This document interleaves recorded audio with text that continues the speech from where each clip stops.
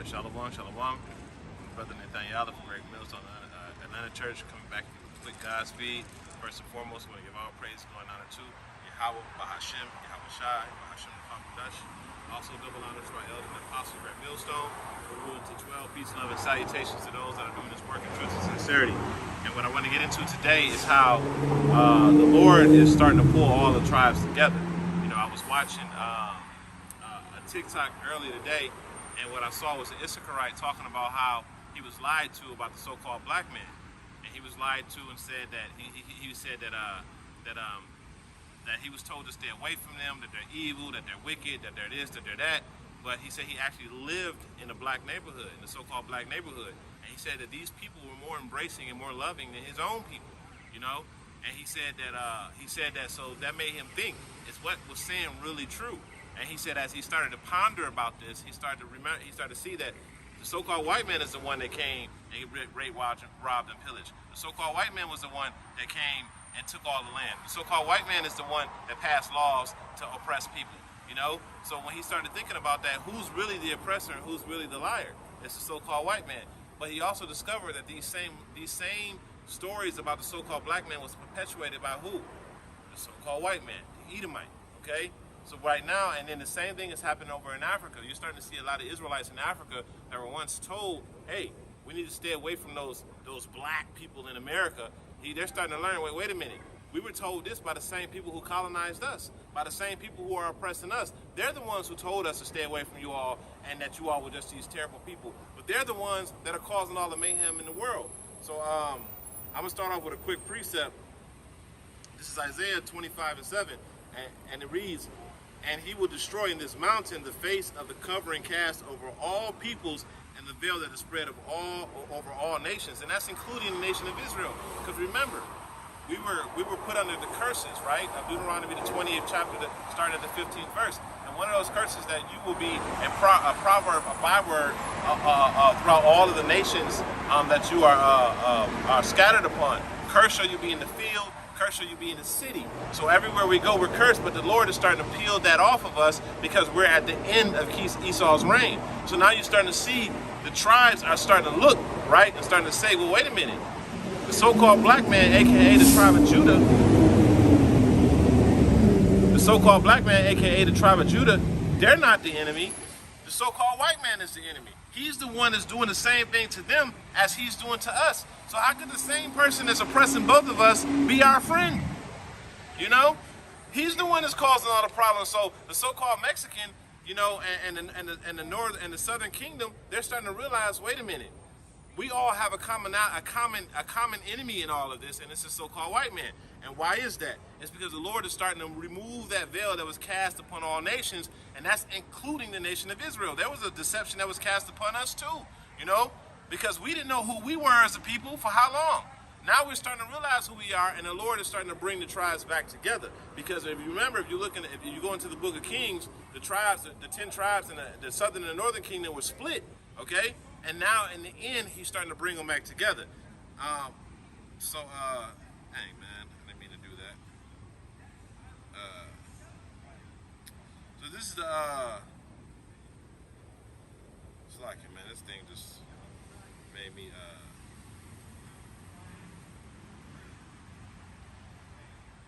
so this is Isaiah 11:13. And actually I'm gonna start at verse 12. And it says, so this is Ezekiel 11:12, and it says, "And he shall set up an ensign for the nations, and assemble the outcasts of Israel, and gather together the dispersed of Judah from the four corners of the earth." And it says, "And the envy also of Ephraim shall depart." Okay? Because if you notice, Ephraim, which is pretty much a summary of the northern kingdom, right? They envy Judah. You know, if you really look at it, you know, you see them copying what the southern kingdom does. The way, the style of the southern kingdom, the music of the southern kingdom. You know what I'm saying? How the southern kingdom move. They copy that. You know what I'm saying? And that's a form of envy. You know, and it says the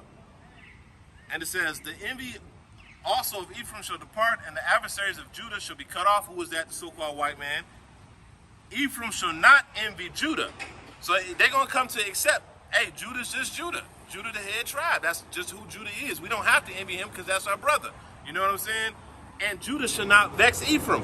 Ephraim is always looking at Judah with the side eye right now. Like them damn niggas over there, you know? But that's starting to go away because they're starting to realize that we have a common enemy, which is the so-called white man, who is the one that is oppressing both of us, okay?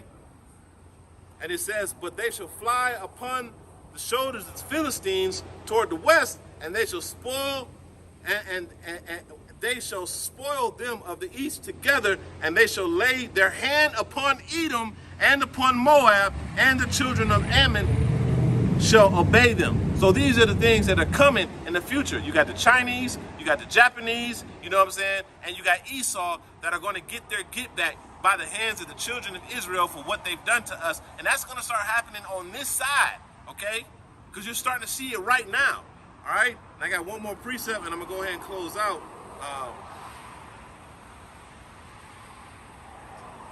Wait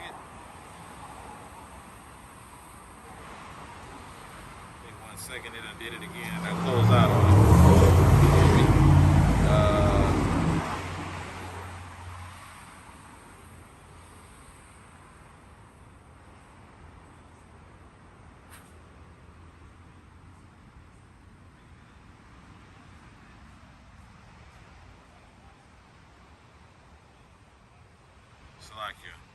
All right, so this is Ezekiel 39, 37 and 19.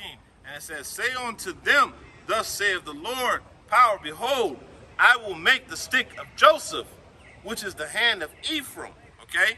Because when you look at, when you talk about Joseph, that's that fruitful bowl, you know, and Ephraim is a great people, a very large people. And it says, and the tribes of Israel, his fellows, so showing you that Ephraim is of the house of Israel, for all of y'all saying that the northern kingdom is not of the house of Israel, because the Lord gives a distinction in this verse between the house of Ephraim and the house of Judah. And it says, and I will put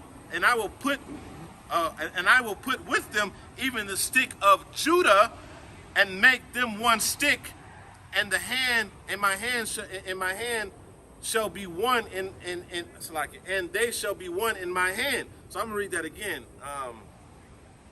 This is Ezekiel 37, and I'm gonna start at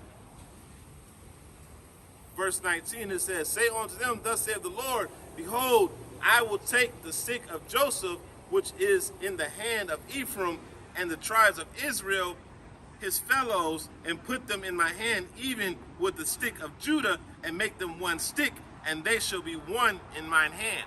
Okay? So the tribes, the 10 tribes, that's where you get the 12 tribes chart from, because that's the Lord taking all 12 tribes and mending them back together. And that's happening on a spiritual level and on the carnal level. You don't want to know why? Because the Lord is revealing who the real enemy is, which is Esau, Edom. And as that happens, the 12 tribes are going to start looking at each other as more of a brethren than they are right now, and they're going to start looking at Esau, Edom as the enemy of us, which rightfully so. Okay, so with that, I pray this is edifying. God's feed them, end it off by giving all praise, glory, and honor to Yahweh, Ba'ashem, Yahweh Shai, Ba'ashem, Ruchach Kodesh, double honors to the elders and apostles, great millstones. Until the next time, I can say shalom.